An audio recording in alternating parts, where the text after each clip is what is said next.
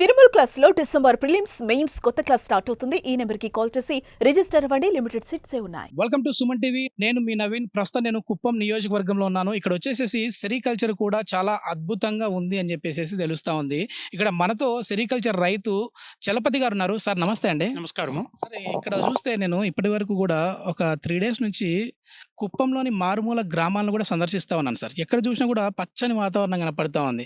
పైన చూస్తే ఏమో సూర్యుడు బగబగా మండిపోతా ఉన్నాడు. ఇక్కడ మాత్రం పచ్చగా పొలాలు ఉన్నాయి. ఏంటి ఆ సీక్రెట్ ఏంటి ఇక్కడ కుప్పంకి? ఇక్కడ డ్రిప్ ఇరిగేషన్లో పంటలు పండిస్తున్నాం కాబట్టి డ్రిప్పుల్లో పోయే వాటర్ దానికి ఎంత అవసరం ఉందో అంతే వాటర్ వదులుతాం కాబట్టి ఎక్కడ చూసినా వాటర్ సఫిషియెంట్గా ఉంది. అంటే వాటర్ లేకపోయినా కూడా ఆ డ్రిప్ ఇరిగేషన్ ద్వారా అన్న పంటలు కాపాడుకుంటూ ఉన్నాం. పచ్చగా ఉంది. సార్, ఇక్కడ ఇది చూస్తే మనకు చూడడానికి ఏమో చూడండి, ఒకసారి లీఫ్ చూడండి, ఒక తమలపాకు లాగా కనపడతా ఉంది. కానీ ఏంటి సార్ ఈ ఆకు ఏంటిది? అంటే దీని ఏమంటారంటే పట్టు పురుగు ఆకు అంటారు, రేషం ఆకు అంటారు. ఇది చంద్రబాబు నాయుడు గారు మా ఏరియాకి రాక మునుపు దేశవాళీ పంట చేసేవాళ్ళం అన్నమాట. దేశవాళీ పట్టు కోలార్ దగ్గర ఇంకా దేశవాళీ పురుగులను తెచ్చి ఇక్కడ ఈ ఆకు లేదన్నమాట. అప్పుడు చాలా దేశవాళీ పట్టు చిన్నదిగా ఉండేది. దాని దగ్గర నాటుతూ మాకు అసలు ఈల్డ్ అనేది రాకుండా చాలా బాధపడేవాళ్ళం అనమాట. అంతా 100 మట్టె అంటే గుడ్లు అంటాం. కన్నడలో మట్టె అంటాం, మనము తెలుగులో గుడ్లు అంటాం. 100 గుడ్లు తీసుకొని వచ్చి పంట పెడితే 30 కేజీలు వచ్చేదన్నమాట డెలివరీ. ఆ సార్ వచ్చిన తర్వాత చైనాలో ఆయన గమనించి వాళ్ళు బాగా హై ఈల్డ్ తెస్తున్నారనే ఉద్దేశంతో అక్కడ ఏ విధంగా చేస్తున్నారో ఆ విధంగా మనం చేపించాలని కుప్పాన్ని ఒక మోడల్గా సెరికల్చర్ని అభివృద్ధి చేయాలని ఆయన చాలా శ్రమపడ్డాడు. దానికి ఫలితం కూడా తీసుకొచ్చాడు. దీని V1 వెరైటీ అంటారు. ఇది V1 వెరైటీ అంటారు. దీని బయట నుంచి తీసుకొని వచ్చి దీన్ని ఇంప్రూవ్ చేశాడు. ఇది బయట నుంచి తీసుకొని వచ్చి కడ్డీ ఇంత అని డబ్బులు పెట్టి దానికి ఆయన సబ్సిడీ ఇచ్చాడు. సబ్సిడీ ఇచ్చిన తర్వాత ఈ విధంగా ఉంటుంది సార్. అంటే ఇది పట్టు పురుగు ఆకుకు సంబంధించిన లీఫ్ అంటాం. అవును. దీనిపైన పట్టు పురుగు వస్తుందా? దీనిపైన రాదు. దీన్ని తీసుకోపోయి మనము పురుగులకి దీన్ని మేతగా వేస్తాం. అది చిన్నదిగా ఉంటుంది. వర్మ్స్ మాదిరి చిన్నగా ఉంటుంది. అది వాళ్ళు మనం గుడ్డులు తీసుకొచ్చిన తర్వాత గుడ్లను పొదుగునిచ్చిన తర్వాత కొద్దిగా చిన్నదిగా అవుతాయి. ఈ ఆకలిని కట్ చేసి దానికి వేసేవాళ్ళం అనమాట. ఒక 8 days వేస్తారు. తర్వాత దీని కొమ్మ పద్ధతులు ఈరోజు కంప్లీట్గా లీఫ్ కాకుండా టోటల్గా కట్ చేసి వేస్తున్నాం. ఇప్పుడు ముందు సార్ రాకముందు ఏం చేసేవాళ్ళం అన్నమాట. దీన్ని టోటల్గా ఈ విధంగా కత్తుల్లో కట్ చేసి తట్టలు పెట్టుకొని తట్టల్లో వేసేవాళ్ళం అప్పుడు. తర్వాత సార్ వచ్చిన తర్వాత ఇవన్నీ ఇంప్రూవ్ చేయాలనే ఉద్దేశంతో ఈ V1 వెరైటీ తెప్పించిన తర్వాత దీనికి కావాల్సినంత వరకు సబ్సిడీలు ఇప్పించి డ్రిప్ ఇరిగేషన్లో సబ్సిడీలు ఇచ్చి ఆ మొక్కకు సబ్సిడీ ఇచ్చి అన్నీ ఇది అయిన తర్వాత దీని కొమ్మ పద్ధతి అంటారు. షెడ్స్లో వేసేసిన తర్వాత ఈ కొమ్మలే వేసేయచ్చు దానికి ఆహారంగా. ముందు ఆకలిని కట్ చేసి వేసేవాళ్ళం అన్నమాట. అది నాకు ఈ పంట చూస్తుంటే చాలా పచ్చగా ఉంది సార్. ఈ ఎండాకాలంలో కూడా ఒకసారి మనం లోనికి వెళ్దామా సార్? ఒకసారి చూద్దామండి. ఎన్ని ఎకరాలు ఇక్కడ ఉందో అదే ఎక్కడ చూసినా కూడా నీట్ గా కనపడతా ఉంది. ఎలా ఉందో చూడండి. వెళ్ళండి రండి చూస్తారు. ఇది డ్రిప్ లో ఇది డిస్టెన్స్ అన్నమాట. ముందు మేము 1.5 అడుగుకే నాటేసేవాళ్ళం అన్నమాట. ఇప్పుడు 6 feet పెట్టినాం ఇక్కడ. దీనిలో ట్రాక్టర్ కూడా వెళ్ళేనంత ఇది ఉంటుందన్నమాట, గ్యాప్. ట్రాక్టర్లో కూడా దీన్ని దున్నుకోవచ్చు, పెద్ద దీనిలో దున్నుకోవచ్చు అనమాట. ఇది ఇప్పుడు చూడండి, ఇది ముందు ఇంత క్వాలిటీ వచ్చేది కాదు. ఇది ఇప్పుడు చూడండి, కింద నుంచి బాటం నుంచి లాస్ట్ వరకు కూడా ఎక్కడ కానీ వాడిపోయినది కానీ ఇది కానీ లేదు. దీనికి కారణం ఆ వెరైటీ ఇంకోటి డిస్టెన్స్ మెయింటైన్ చేయడము. ఇప్పుడు నూతనంగా కొత్త దీనిలో ఫాలో కావడం. మొదటిసారి చూస్తా ఉన్నాను సార్, పట్టు పురుగుకు సంబంధించిన ఆహారం ఇది. అవును, పట్టుపురుగు ఆహారం ఇది. ఆకును మొదటిసారి చూస్తా ఉన్నాను. ఏంటంటే నేను ఇంతవరకు చాలా వీడియోస్ చేశాను. అదేంటంటే మామూలుగా డైరెక్ట్ గా పట్టు దారం ఎట్లా నేస్తారు అనేది ఇవన్నీ చేశాను. ఇంకా ఒకటి ఏమంటే దీని వాతావరణానికి సంబంధించి ఇది పురుగులుకి టెంపరేచర్ అంతా హీట్ ఎక్కువ ఉండకూడదు. దానికి ఆయన అధునాతనమైన షెడ్ని సబ్సిడీలతో ఇప్పించాడు. చూడండి, అక్కడ ఉంది చూడండి షెడ్, అక్కడ కనబడతా ఉంది చూడండి షెడ్. ఇవన్నీ కూడా అక్కడ దాని లోపల పోతే చల్లగా ఉంటుందన్నమాట. మనకి ఏసీలో ఉండే విధంగా అక్కడ క్రియేట్ అవుతుంది. ఆ టెంపరేచర్లో ఇది బాగా పెరుగుతాయి. ఇప్పుడు సమ్మర్ కదా, ఈ సమ్మర్లో క్రాప్స్ ఎక్కడ రావు, కానీ ఈరోజు వస్తున్నాయి. ఈరోజు పట్టు పరిశ్రమ చాలా బ్రహ్మాండంగా మంచి లాభాల్లో ఉంది. దాదాపు 450 రూపాయలు ఇంకా 500 రూపాయలు కేజీ ఈరోజు అమ్ముతా ఉంది. 600, 700 కూడా అమ్మింది. దీనివల్ల ఎంత ఆదాయం ఉంటుంది సార్ రైతుకి? రైతుకు మంచి ఆదాయం ఉంది. ఇప్పుడు ఒక 100 మట్టికి మునుపు 30 కేజీలు తీసేవాళ్ళు, ఈరోజు 100 కేజీలు 110 కేజీలు తీస్తున్నారు. డిఫరెన్స్ తెలుసుకోండి. ఒక పంట మీద ఖర్చు పోయి ఆదాయం ఎంత వస్తుందండి? అంటే అది రేట్స్ పైన డిపెండ్ అవుతుందండి. ఈరోజు 450 రూపాయలు ఉంది, 600 కూడా కావచ్చు. బట్ రైతుకి లాస్ అనే క్వశ్చన్ లేదు. వేరే ఇప్పుడు ఇంకోటి ఉన్నాయి కదా, హార్టికల్చరు, ఈ మ్యాంగోస్ ఇవన్నీ ఉన్నాయి. అవి ఒకసారి పెరిగితే బాగా పెరిగిపోతాయి, ఒకసారి టమాటాని ఎత్తుకోపోయి కుప్పల్లో పోస్తాం, ఒక్కోసారి బాగా హై ఎండ్ అయిపోతుంది. ఇది అలా కాదు, ఫిక్స్డ్ రేట్లో ఎప్పుడు కానీ రైతుకి లాస్ అనే క్వశ్చన్ లేకుండా, అసలు నష్టమే లేకుండా తెచ్చిపెట్టే పంట. అవును, నష్టమే సొంతంగా చేసుకోవచ్చు వాళ్ళు. మనం పట్టు చీరలు చూస్తూ ఉంటాం, లేడీస్కి చాలా ఇష్టం. అట్లాంటి పట్టు చీరలకి రావడానికి పట్టు దారం ఎంత ఇంపార్టెంటో, ఆ పట్టు రావడానికి ముందు ఆ పట్టు పురుగు కావాలి. ఆ పట్టు పురుగు ఆహారం ఇది. పట్టు పురుగు ఆహారం ఇది. దీనిలో కూడా వెరైటీస్ ఉన్నాయి. ఆ వెరైటీ చైనా అంటే వైట్ గూళ్ళు వస్తాయన్నమాట, తెల్ల గూళ్ళు అంటారు దాన్ని. దాన్ని తీసుకొని వచ్చాడు ఇక్కడ. దాన్ని తీసుకొని వచ్చిన తర్వాత దాన్ని ఎవరైతే పంట చేశారో వాళ్ళకి ఇంటెన్సివ్ ఇచ్చాడు. చైనాకు దీటుగా మనం పంట చేసాం. చైనా టాప్, మన ఇండియాలో మన వరల్డ్లో టాప్ వచ్చి చైనా సెరికల్చర్లో. దాని ఫీట్ కొట్టాం మనం, దానికన్నా ఎక్కువ తీసుకొచ్చాం. వాళ్ళు 70 కేజీలు 80 కేజీలు తీస్తూ ఉంటే 100 మట్టికి మనం 110 కేజీలు తీసుకొచ్చాం. అంటే అంత ఒక విప్లవాత్మకమైన మార్పు తెచ్చాడు. ఈరోజు సెరికల్చర్ చేసే వాళ్ళన్నీ కూడా బాగున్నారు, బాగా మంచిగా. చూడండి ఆ హౌసెస్ ఇప్పుడు సెరికల్చర్ పంట చేసింది ఆయన కట్టుకోండి. ఇల్లు ఎక్కడ చూసినా కూడా మారుమూల పల్లెల్లోకి వెళ్ళినా సరే మంచి బిల్డింగ్స్ కనపడతా ఉన్నాయి. అవును, సెరికల్చర్ ద్వారా రైతులు ఆయన అడుగుజాడల్లో నడిచి మంచి మంచి పంటలు చేసి, హార్టికల్చర్ అయితే ముందుకంతా మాకంతా హార్టికల్చర్ కానీ సెరికల్చర్ కానీ ఇట్లాంటివంతా ఏం లేదు. ఆయన ముందు అయితే చూడండి, ఇది లీఫ్ ఎంత బాగుందో, ఎంత వెడల్పుగా ఉందో. ఫీల్డ్స్ చూడండి, ఇది ఎన్ని ఎకరాలైనా ఫీల్డ్స్ ఇట్లే ఉంది. ఈ విలేజ్ అంతా కూడా సెరికల్చర్ బాగా చేశారు. ఓకే సార్, ఇప్పుడు మనమైతే ఎంతవరకు రైతుల గురించి మాట్లాడాము, వారి అభివృద్ధి ఏ విధంగా జరిగింది మాట్లాడాము, రాజకీయం గురించి మాట్లాడాము సార్ కాసేపు. సో ఏంటంటే ఈసారి ఎవరు అధికారంలోకి వస్తే మళ్ళీ బాగుంటుంది అంటున్నారు. ఎందుకంటే ఆయన ఇన్నాళ్ళ నుంచి అధికారంలో ఉన్నా సరే కుప్పం అభివృద్ధి కాలేదని చెప్పి ఒక ప్రచారం అయితే జరుగుతూ ఉంది. అభివృద్ధి అయిందా కాలేదనేది అయితే ఇప్పుడు మనం లోకల్గా వచ్చి చూస్తూ ఉన్నాము. చాలా వరకు అయితే అందరూ కూడా రైతులందరూ సంతోషంగా ఉన్నారు. సో మీకు మళ్ళీ ఎవరు అధికారంలోకి వస్తే బాగుంటుంది? చంద్రబాబు వస్తేనే మాకు బాగుంటుందండి.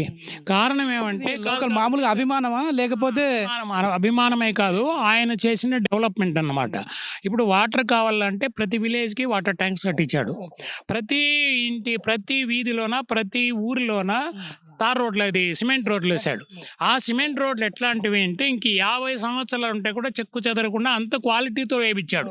సాదా సీదా వేసి ఇప్పుడు కర్ణాటకలో వేస్తారు, ఈ రోజు వేస్తే ఇంకా 6 నెలలకు అది చెడిపోతుంది, నడవడానికి రాకుండా అవుతుంది. ఆయన వేయించినది క్వాలిటీతో నియర్లీ 50 ఇయర్స్ ఉంటే కూడా ఏం కావు, అట్లా ఉంటే సిమెంట్ రోడ్లు వేయించాడు. కొన్ని గ్రామాల్లో అయితే పెద్ద సిటీల్లో ఉన్న మాదిరి ఉంటుంది. ఇక్కడ చెల్లిగానపల్లి విలేజ్ చూస్తారండి, ఒక సిటీలో ఉన్నట్టు ఉంటుంది అట్మాస్ఫియర్ అక్కడ.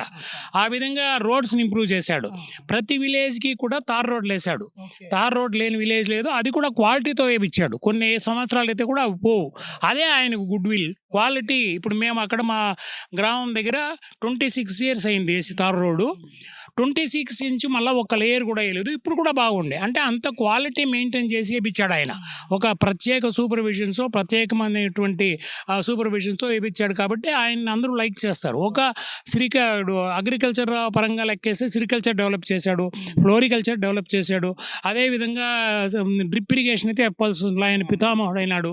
26 ఏళ్ళకు ముందే ఆయన డ్రిప్ ఇరిగేషన్ స్టార్ట్ చేసి ఇక్కడ ఇజ్రాయెల్ త్రూ అవుట్ వరల్డ్లోనే మనకి. నేను టమాటా పంట రైతులతో, అదేవిధంగా కీర పండించే రైతులతో కూడా మాట్లాడాను సార్. అసలు ఈ టైంలో ఇంత సమ్మర్లో మాకు ఇంత పంట వస్తుందని మేము అనుకోలేదు సార్. దీనికి కారణము చంద్రబాబు గారు అని చెప్పేసి వాళ్ళు చెప్తా ఉన్నారు. ఓకే, మొత్తం మీద దీని లోపలికి వస్తూ ఉంటే చాలా చల్లని వాతావరణం కూడా ఉంది. సో ఇది మొత్తం మీద కుప్పంలో వచ్చేసేసి చాలా వరకు కూడా ప్రజలు, ముఖ్యంగా రైతులైతే ఈసారి మళ్ళీ బాబు గారు వస్తేనే ఇంకా బాగుంటుంది, విజనరీ ఉన్న నాయకుడు అని చెప్పేసి అంటా ఉన్నారు. మొత్తానికి నేను ఎప్పుడు చూడని విధంగా ఒక పంటనైతే చూశాను. పట్టు పరిశ్రమకు సంబంధించిన ఆ లీఫ్ ని అయితే చూశాను. ఈ లీఫ్ అనేది అయితే ముందు ఎలా ఉండేదంటే ఇంతే అన్నమాట, దీనిపైన పెరగదు, ఇంతటికే ఆగిపోయేది అనమాట, హైట్ ఇంతటికే ఆగిపోయేది, అంతటికే ఇక్కడ పొండాకులు వచ్చేసేది అనమాట. అంటే ఆ పట్టు పురుగులకు కావాల్సినంత విటమిన్స్ దీనిలో లేకుండా అయిపోయేది అన్న. ఇప్పుడు ఇది 5-6 అడుగులు 6 ఫీట్ వచ్చింది ఇక్కడ చూడండి, 6-7 ఫీట్ దాకా పెరిగింది, ఎక్కడ కానీ ఒక్క లీఫ్ కూడా కాలేదు. రీజన్ ఏమంటే అది ఈరోజు సాంకేతికమైనటువంటి అభివృద్ధి.